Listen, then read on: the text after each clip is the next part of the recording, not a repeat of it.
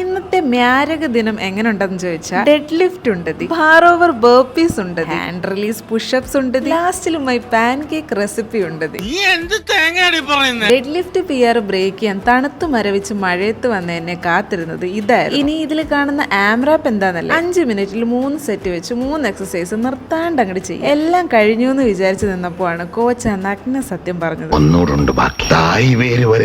പിന്നെ സകല ദൈവങ്ങളെയും മനസ്സിൽ വിചാരിച്ച് സെൽഫ് മോട്ടിവേഷനും കൊടുത്ത് ബാക്കി ഉണ്ടായിരുന്ന ഹാലോ റോളും എൽബോ പ്ലാങ്കും സൈഡ് പ്ലാങ്കും അങ്ങ് ചെയ്തു. പ്രത്യേക ജീവിതല്ലേ. പിന്നെ നമ്മുടെ പിള്ളേരെല്ലാം വളരെ നീറ്റ് ആയതുകൊണ്ട് റീറാക്കിംഗ് എല്ലാം ഷടപടേന്നാണ്. ഇവിടെ ഫാം ഹൗസ് വാക്കും ആവുമല്ലോ.